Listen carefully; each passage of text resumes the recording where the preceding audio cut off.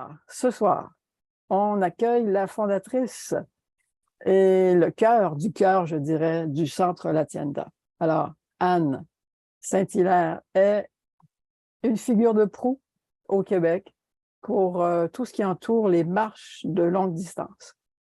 Alors, de l'équipement à l'accompagnement au voyage, des formations d'appoint, que ce soit des formations techniques ou de langue, etc. Elle sera complétée admirablement bien ce soir. Alors, je vous partage que Anne, elle est tombée en amour avec la marche afghane. Alors, dès son premier atelier au Parc Maisonneuve, et puis elle n'a cessé d'en faire la promotion dans le cadre de ses voyages au long cours, notamment sur les chemins de Compostelle. Alors aujourd'hui, elle est instructeur certifiée avec Marche Afghane Québec et dans cette conférence, elle va nous partager, entre autres, l'esprit qui l'accompagne dans ses marches de groupe sur les routes de Compostelle. Alors, moi, j'ajoute à ça du dépassement de soi aux retrouvailles de soi. Allô. Bonsoir tout le monde, bonsoir. Il y a tout plein de monde, du monde que je reconnais. C'est le fun, en région aussi. Et je fais une entrée de jeu. Bonne fête des femmes, hein, du droit des femmes aujourd'hui. Messieurs, vous êtes les bienvenus, mais c'est le fun de commencer avec cette belle annonce-là. Quand Sylvie Alice m'a demandé quelle date je souhaitais faire la conférence et que j'ai vu le 8 mars, ben, ça m'a fait chaud au cœur de la choisir. Comme tu l'as bien dit, je suis vraiment tombée en amour. Et mon Dieu, que ça fait tellement du bien. Est-ce qu'il y en a parmi vous qui la pratiquez, qui la connaissez? Vous pourrez aussi l'écrire hein, dans le chat, c'est toujours le fun, et de savoir d'où vous venez. C'est le fun de voir où vous rayonnez. La relation entre marche afghane et Compostelle, ben, je trouve que c'est entreprendre un voyage de longue durée qui nous permet de nous offrir des kilomètres et des kilomètres de pratique afin d'intégrer parfaitement ce qui semble si facile à dire. C'est facile de dire ça. Prendre le temps de prendre le temps. Parce qu'on le sait, ce n'est pas quelque chose qu'on a, c'est quelque chose qu'on prend. Et la beauté avec la pratique de la marche afghane dans ce type de voyage, c'est que chacun de nos pas devient un cadeau précieux de collaboration entre l'esprit et l'action. Et on va marcher jusqu'au bout du chemin avec le cadeau qu'on se sera fait justement quand on arrêtera des moments de prise de conscience d'avoir mis en pratique justement la marche afghane pendant qu'on peut marcher. Bon, il y en a qui me connaissent dans ceux qui sont présents, il y en a qui ne me connaissent pas. Alors oui, je m'appelle Anne Saint-Hilaire. Faire une petite rétro. Alors, c'est en 2008 que je suis partie la première fois marcher sur les chemins de Compostelle. J'ai fait un 1400 km. Moi qui venais d'un arrêt de travail de 2 années, j'ai subi l'ablation de la glande thyroïde, ce qui m'a vraiment jeté par terre, je pourrais dire.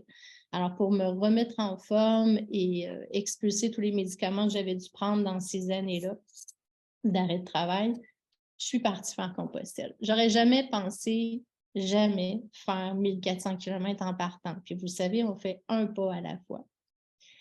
En 2011, donc, je suis revenue de Compostelle et en 2011, j'ai fondé le Centre La Tienda d'ici à Compostelle que plusieurs connaissent, qui est un centre où on a tout l'équipement, oui, mais c'est un centre où il y a la rencontre humaine, où on va préparer les gens qui sont désireux de partir. On va répondre à toutes leurs questions et on va les soutenir à tous les niveaux. C'est un sur-mesure d'accompagnement pour aller faire ce genre de voyage.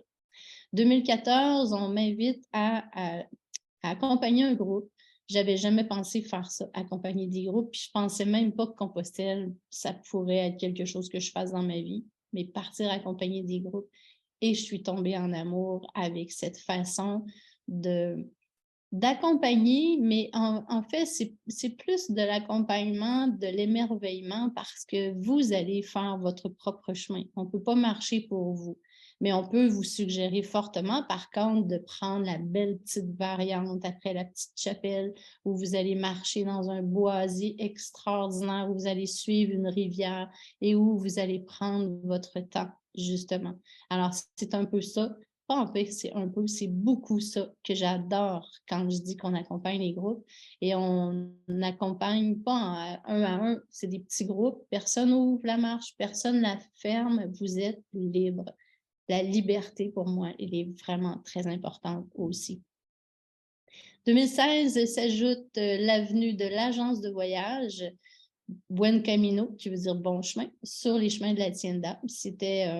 Ça allait de soi qu'on allait devenir une agence de voyage éventuellement. Et dans tous nos voyages de groupe, la marche afghane, elle est incluse dans tous nos forfaits. Parce que je ne peux pas dissocier, autant je ne peux pas dissocier l'agence avec le centre, que je ne peux pas dissocier Compostelle sans la marche afghane. Que je pratique donc depuis 2016. Quand j'ai découvert ça, je suis tombée en amour avec Sylvie Alice et la marche afghane. Et en 2020, je deviens instructrice certifiée aussi de marche afghane. Là, je vois qu'il y a une petite faute là, sur mon petit PowerPoint, mais c'est pas grave. Alors donc, instructrice certifiée en 2020, mais je n'ai pas commencé tout de suite 2020, ça vous dit quelque chose? Pandémie? Alors, j'ai suivi la formation.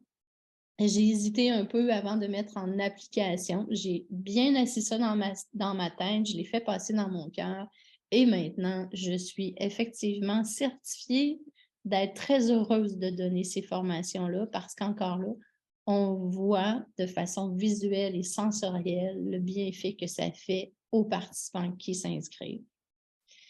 En date d'aujourd'hui, donc le 8 mars 2023, j'ai environ 5000 km de parcouru sur les chemins de Compostelle principalement. Alors, je pense que je sais c'est quoi marcher longtemps. Et cette phrase de prendre le temps, de prendre le temps, je l'avais écrite dans ma chambre à l'âge de 25 ans et c'était un objectif que je m'étais mise en très, très gros. J'avais écrit ça sur un gros carton et c'était ce que je souhaitais atteindre. Puis aujourd'hui, ben, je combine de marcher lentement. Ceux qui ont marché avec moi le savent, je marche lentement. Je prends le temps de prendre le temps tout en parcourant ces milliers de kilomètres sur les chemins et c'est pas terminé. Qui a fait Compostelle? Vous pourrez l'écrire. Qui veut le faire? Il y a toutes sortes de chemins. La photo qui est là, c'est une magnifique photo, un magnifique moment, un magnifique coucher de soleil qu'on voit sur la plage de Finistère. C'est extraordinaire d'aller à la recherche des paysages qui vont nous nourrir, justement, de prendre conscience d'où on est. Cette année, par contre, j'ai regardé le soleil d'une tellement autre façon que je veux vous la partager. En fait, il y a le soleil qui se couche, puis vous le savez, hein, ça se couche vite. Des fois, là, ça s'en va dans l'eau, puis ça rentre, là, on prend des photos, au lieu de regarder le coucher du soleil. Là. Et ça va vite, ça va vite, ça va vite. Mais en fait, c'est pas le soleil qui se couche. C'est la Terre qui tourne.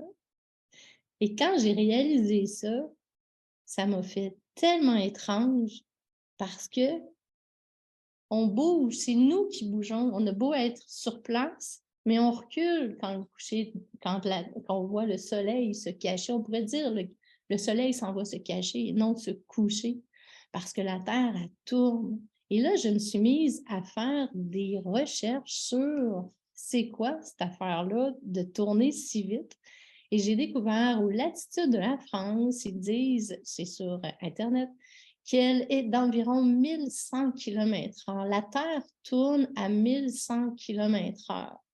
Au pôle, ça tombe à 3 km/h. Ça, j'aime ça. Il faudrait que j'aille vivre là.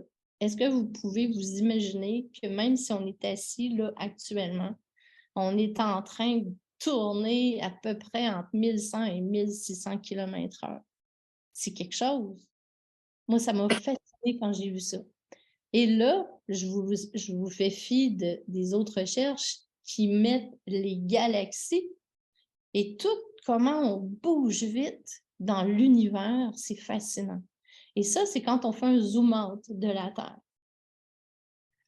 Là, l'autre zoom out que je fais, c'est nos cellules. J'ai eu la chance de voir les cellules de mon sang sur un écran. C'est pas celle-là, là. Et j'ai été fascinée de voir justement comment est-ce qu'elle bougeait bien. Et je vous le dis, ça bougeait parce que j'étais arrivée à cet endroit-là en pratiquant la marche afghane. Et je la pratique et je respire. Et donc, le sang, il est oxygéné. Donc, je vous ramène à la planète, c'est gros. Ben, nos cellules sont petites, même si nous, on est plus grands que nos cellules. Et ce qui est tout aussi fascinant, c'est que ça rentre par 2 petits trous, notre nez. Et tout le chemin que ça va faire et que ça va bouger très rapidement aussi à l'intérieur de nous-mêmes, ben, c'est fascinant d'être oxygéné. Peut-être que vous me trouvez un petit peu folle, là, mais moi, j'adore regarder autant à l'extérieur que de regarder à l'intérieur qu'est-ce qui peut se passer. Alors, imaginez quand on respire, quand on sait comment bien respirer, quand on sait s'oxygéner, quand on sait faire l'amplification pulmonaire, tout le bien-être qui va bouger à l'intérieur de nous-mêmes, c'est comme ça qu'on va arriver quand on fait de la rando longue durée, les chemins de Compostelle, à avoir de l'énergie toute la journée. Alors, moi, je trouve ça vraiment fascinant de voir ça. La beauté, c'est qu'on va pratiquer, pratiquer, pratiquer, un pas à la fois, une étape à la fois. Ceux qui ont fait Compostelle, avez-vous déjà l'impression que vos journées de rando, elles étaient longues? Parce que ça arrive qu'on trouve ça long. Mais il y a 2 façons de voir ça long. Soit qu'il y a beaucoup de kilomètres, donc on marche longtemps parce qu'il y a énormément de kilomètres, ou on va trouver ça long parce qu'on prend son temps pour faire les kilomètres. C'est 2 façons de voir les choses. 2 façons de prendre conscience de qu'est-ce qu'on est en train de faire.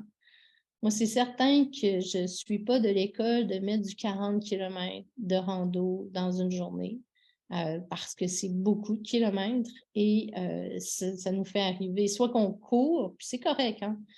Toutes les façons sont bonnes de le pratiquer, mais d'avoir une distance dite normale, qu'on parle d'une moyenne de 20 km/h, de 20 km/h, wow, ça va vite, de 20 km par jour, c'est une moyenne. Ça nous permet de prendre du temps, de prendre le temps de se poser, de toucher à la nature, de regarder, de faire un finalement avec le chemin. Puis ça, c'est une étape à la fois. Ce que j'adore du chemin de Compostelle, c'est qu'il y a un balisage extraordinaire. On connaît le chemin beaucoup par la fameuse flèche jaune. Il n'y a personne à soir ici qui a besoin d'un meeting pour nous dire la flèche jaune là, qui est à l'écran, de quel bord elle va. Tout le monde la voit, on s'en va vers la gauche. Alors, c'est simple, l'inconscient le voit et s'en va directement vers la gauche. Le fait d'avoir ce genre de flèche-là, ce que j'adore, c'est qu'on décroche du cérébral pour s'en aller, juste se laisser aller au flot du chemin, finalement. Et ça a toute une importance quand on va faire 100, 200, 300 km, 500, 1000 km dans un voyage.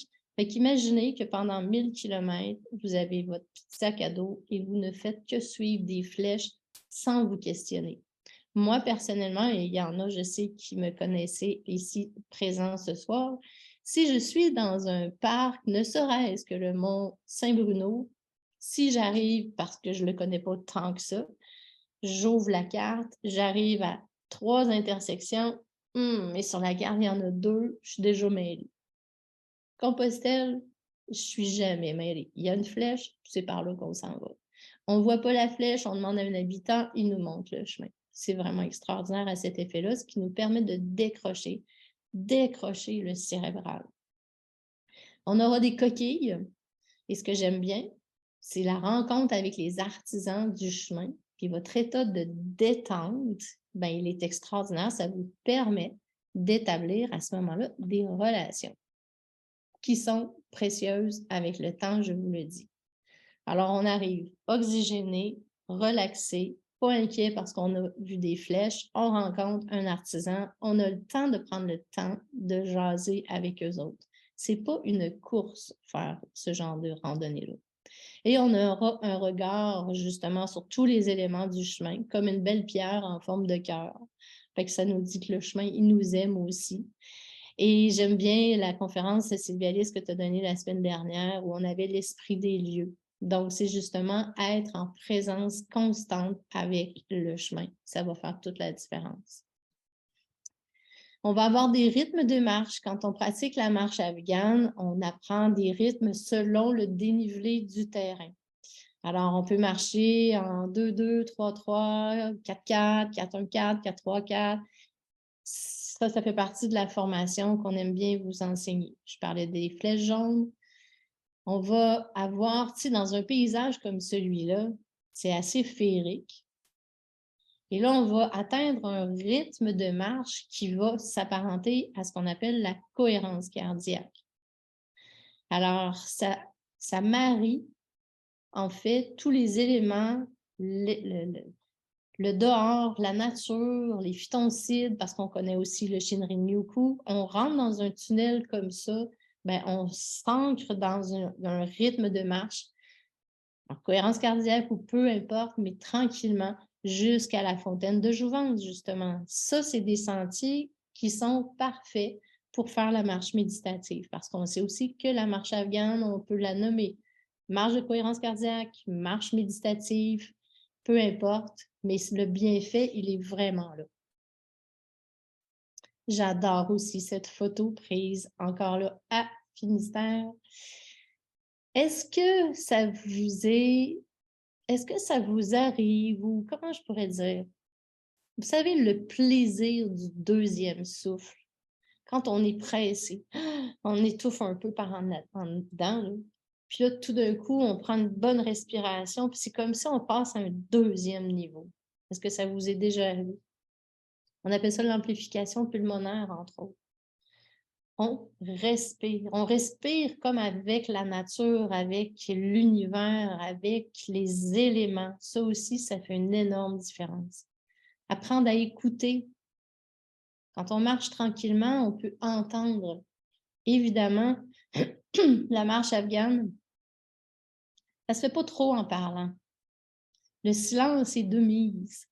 Mais c'est certain que faire un voyage de randonnée comme Compostelle, c'est pas qu'on s'en va ne pas parler pendant tout le chemin, mais de s'offrir des moments où on peut être en silence et écouter la vie vivre, prendre le temps d'écouter, ben c'est vraiment s'imprégner de faire partie de l'univers finalement. Pourquoi Compostelle? Pourquoi on part faire Compostelle? Ben, il y a autant de raisons qu'il y a de personnes qui vont faire le chemin. Il n'y a pas de meilleure, de bonne, de mauvaise raison. On a l'appel, go, on s'en va faire Compostelle. C'est comme ça que ça se passe dans la majorité des gens. Moi, je vous dirais, Compostelle, c'est comme s'acheter un téléphone qu'on appelle Compostelle, on le dépose sur la table de nuit et un jour, il fait dring. Puis là, ben, ah oui, c'est vrai, j'avais acheté ça. On dépose. Dring, dring, on recommence. Ah oui, c'est vrai, je m'étais acheté ça. Ça fait peut-être 5 ans là, que ça a sonné entre les deux. Puis à un moment donné, ça n'arrête pas de sonner. Là, il faut que tu répondes. Alors, comme c'est l'image que j'aime dire, c'est là qu'on a l'appel de partir faire Compostelle. Combiner tout ça avec la marche afghane, ben, c'est extraordinaire parce que là, on va, on le sait, il y a, à chaque matin, parce que Compostelle, c'est à chaque jour, on s'en va à une étape de plus. On s'en va toujours aussi par en avant. Ça, j'adore cette émotion-là. On se lève le matin et on part pour une autre étape et ainsi de suite à tous les jours. On a cette adrénaline-là du matin de nous faire lever, chose que moi, personnellement, je trouve beaucoup plus difficile quand je reviens ici au Québec. il y a un objectif. On ne revient pas chez soi. On s'en va tout le temps par en avant. Ça, c'est vraiment extraordinaire. On sait que l'activité physique, ça développe les hormones de bonheur, dont la sérotonine. Il y a de la joie, on est joyeux quand on est sur ce chemin-là et on rencontre du monde joyeux sur ce chemin-là. Si vous voyez la combinaison, c'est que du gros bonheur qui arrive. On a les endorphines. Ah, mon Dieu, on est un peu fatigué. On va être capable de se relever demain matin? Ben oui, le corps, il est extraordinaire, puis on est tous pareils. Donc, on s'encourage en même temps. La dopamine, quand on monte une côte, on se retourne, puis on dit « Wow, j'ai monté ça, moi! Quelque chose! » On se trouve de l'énergie. Et ça, on est rempli de merveilles, de joie, de dopamine. Et l'ocytocine, qui est la confiance, les liens qu'on établit aussi sur le chemin. C'est extraordinaire. Donc, on marche, on marche, on marche. On prend le temps de prendre le temps de créer des liens avec les autres personnes qui s'en vont toutes dans la même direction. Ça aussi, c'est quelque chose qui est fantastique. Ce n'est pas des croisées, mais bien comme une rivière qui avance à chacun son rythme sur ces chemins-là. Et à la fin de la journée, je vous dis, quand on a pratiqué la marche afghane, l'oxygénation maximale, on dit que c'est au quotidien que ça se fait. Alors, c'est vraiment extraordinaire. J'adore ces images. Heureux aussi d'alléger sa vie. Ça fait partie de Compostelle. On transporte nos peurs ou on voyage en liberté, en légèreté. Ça va faire une grosse différence. C'est sûr que je prône à 100% le meilleur équipement. Parce que le meilleur équipement possible va faire qu'on n'en a pratiquement pas besoin de beaucoup, mais on va l'utiliser et on va être confortable. Si on apprend à respirer en marchant longtemps et qu'on se met des vêtements de synthétique en plastique sur le corps, il y a quelque chose qu'on n'a pas compris. Marcher en maillot de bain synthétique mouillé toute la journée, je pense que l'image, vous pouvez l'avoir, c'est vraiment pas confortable. Mais avoir des vêtements en mérino, par exemple, il y a du monde qui me connaissent, je suis une bergère. J'ai de la laine tout le temps sur moi. Alors, ça va être super important. Le bon choix des bonnes chaussures légères. On ne s'en va pas faire de la montagne où il y a des roches et des roches et des roches qu'on monte toute la journée et on redescend dans la même chose. On est ailleurs que ça. Avoir un petit sac à dos. Parce que quand on a un gros sac à dos, on met toutes nos peurs dedans. Et ça pèse énormément. Et quand on a un tout petit sac à dos, on se dit « Ah, non, je suis capable de m'organiser et je suis très heureux. » Si on a trop de marchandises le matin avant de partir, on est en mode panique. Qu'est-ce que je mets à matin? Hein, ça, c'est du québécois. Qu'est-ce que je mets à matin? Tu mets ça, c'est juste ça que tu as. Si tu commences à choisir, tu n'es plus dans la liberté, tu commences à respirer juste par en haut, puis tu fais de l'anxiété. Alors, c'est la légèreté, le confort, l'hydratation, avoir de la marchandise qui va faire qu'on va se rendre loin, confortable, en respect avec notre corps, c'est super important. C'est facile à dire. J'ai passé l'après-midi à faire la préparation bagage d'une personne. Les peurs, il fallait les enlever. C'est ça. Alors, donc, c'est un apprentissage. C'est facile à dire, mais à faire, c'est autre chose. On est là pour ça. Alors, ça, c'est beau, ça. Lever de soleil. Ben là, c'est la Terre qui tourne, puis là, le soleil qui... Vous voyez, je ne sais pas si vous le voyez encore comme je vous expliquais au départ. J'aimerais ça vous expliquer simplement ma routine, parce que ça, c'est quand j'ai ouvert les yeux, je suis allée à la fenêtre et j'ai pris cette photo. C'est sur le chemin de Compostelle, évidemment. On est à Finistère. Alors, normalement, quand je fais Compostelle, je me lève autour de 45 minutes minimum, 45 minutes à 1 heure avant l'heure du déjeuner prévue. Je vais à la toilette, je me lave le visage. Et là, je brosse mon corps, comme Sylvie Alice nous l'a montré avec les brosses pour nettoyer tous les pores de peau. En voyage, j'apporte ma brosse parce que on est dehors toute la journée, dans le sable, peut-être la pluie, nos pores de peau sont bloqués par des fois la crème solaire aussi.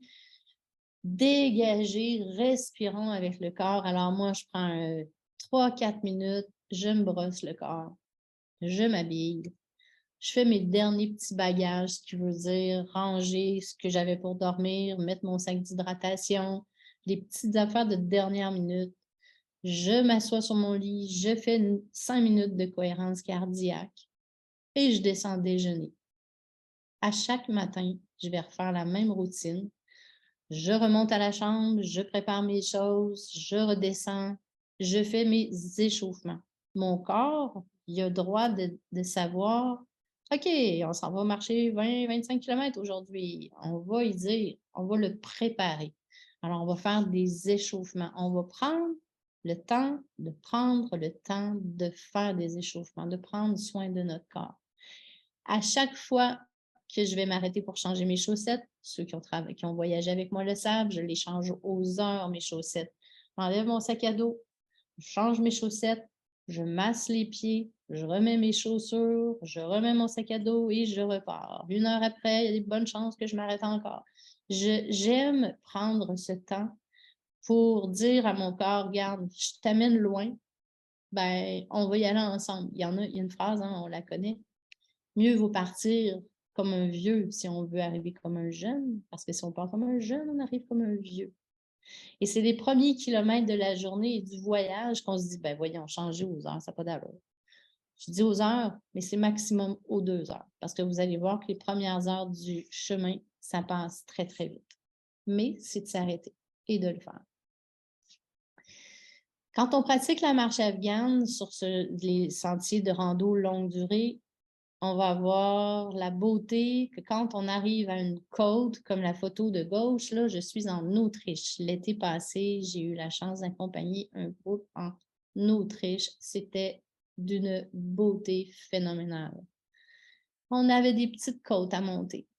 On va ajuster notre respiration, nos rythmes par rapport au dénivelé du terrain. On est en côte, on est en plat, on est en vallonné, on est en pluie, on est en froid, peu importe, il y aura toujours un rythme de marche qui va faire que ça va faciliter votre randonnée finalement. Alors, on va monter les côtes. Monter les côtes n'aura jamais été aussi agréable, je vous le dis. La photo de droite, c'est pris à Mouchia. Ça, c'est mon village d'amour par excellence. C'est là que ça se finit, le chemin de Saint-Jacques-de-Compostelle, dans ma définition. La personne qui est assise là, elle est en haut d'une petite montagne. C'est tout petit. Et quand je dis aux clients, quand on est dans le village, je leur dis, « Hey, vous pourrez monter en haut, voir la ville s'illuminer. » Ceux qui ne la pratiquent pas, la marche afghane, parce qu'on l'inclut dans nos voyages, mais on n'est pas là pour vous obliger à la pratiquer. Mais quand on ne la pratique pas, on dit, « Wow, c'est haut. » Et quand on la pratique, on dit, « Ah, c'est bon, on y va. » C'est tout petit, c'est une petite butte, mais il faut se rendre en haut, tout simplement. Et de là, on va aller se positionner dans un endroit d'émerveillement et d'apprécier justement, de voir, de regarder un village s'illuminer comme ça, c'est extraordinaire. Moi, je vous amène là tout le temps, à toutes les heures. C'est vraiment extraordinaire. C'est une vache de l'Autriche. Je l'aime, cette photo. Je ne savais pas que ça existait des vaches de montagne. Ils traversent des petits sentiers, c'est phénoménal. On ne fait pas 20 km par jour en marche afghane, je vous rassure. Là, ça serait comme un peu pas mal. Tu sais, je mets 20 km parce que, comme je disais tantôt, c'est une moyenne de 20 km qu'on fait sur les chemins de Compostelle par jour. Ça peut être 25, ce qui est plus régulier, mais ça peut tomber à 17. C'est pour ça qu'on va dire une moyenne. Mais on aura plusieurs kilomètres par jour pour se rappeler de la pratiquer, par exemple. Ça aussi, c'est extraordinaire. sais, on est humain, on n'est pas toujours connecté dans notre objectif ultime extraordinaire. Alors, on part le matin, on jase avec les gens, on sort de la ville ou du village, on commence et on arrive dans la nature. Et là, moi, je le vois quand j'accompagne des groupes et que je vois les clients en avant qui jasent, puis tout d'un coup, ils arrêtent de jaser. Ils avancent. Là, je sais, ils sont partis en marche afghane.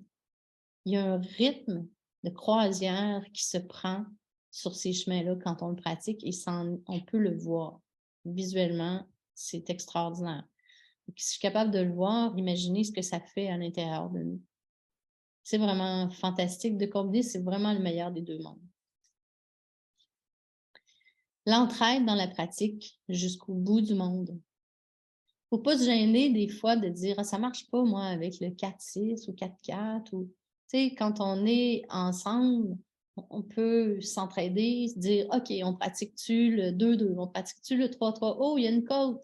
Ah, il me semble qu'elle avait dit de faire du 2-2. » Ouais, il ne faut pas oublier de respirer puis d'expulser.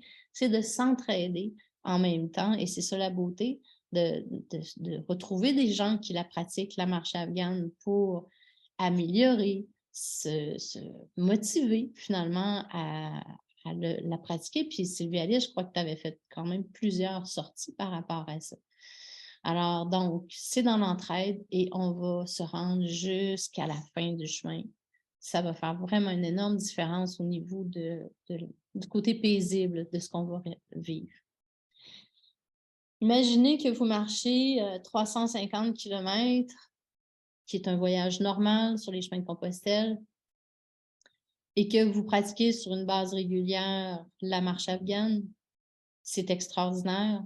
Mais une chose est certaine, c'est que vous aurez marché. En tout cas, c'est ce que vous voulez faire, le chemin de Compostelle, c'est ça que vous allez faire, vous allez marcher. Toutes les hormones sont au top de leur bonheur dans votre corps. Votre vision du monde est différente. On a besoin de prévoir le retour. Parce que si vous revenez à la maison et que vous arrêtez de marcher d'un coup, ben c'est comme une voiture manuelle qu'on arriverait à un arrêt-stop en 5e vitesse. Ça fait... Alors, allez-y progressivement, relaxez, détendez-vous, mais continuez de marcher après quand vous revenez. C'est super important. Et à la fin, en fait, si je vais en amont, à la fin du chemin de Compostelle, prévoyez-le, ralentissez tranquillement vos distances et mettez dans votre cérébral que vous devrez continuer à marcher à votre retour parce que les dépressions du retour, parfois, elles sont importantes et sont souvent dues du fait qu'on arrête trop rapidement de marcher. Si vous revenez l'automne tard aussi au Québec, c'est difficile parce que la lumière n'est plus là. L'hiver arrive, le froid arrive, alors raison de plus de continuer de sortir et de marcher. Alors, tout le monde ensemble, on marche, on crée un monde meilleur. Ça fait vraiment une différence. J'espère vraiment que ça vous a donné le goût de partir marcher. Comme on dit, seul on va plus vite, ensemble on va plus loin. Ben, si je vous ai donné le goût de partir, marcher sur les chemins de Compostelle, ben, j'aurais fait quelque chose de bon ce soir. Merci beaucoup, Anne, de cette magnifique conférence qui nous inspire vraiment à aller sur les chemins de Compostelle avec toi et puis de partir dans son sac à dos la marche afghane, entre autres choses. C'est léger, hein? C'est léger, voilà.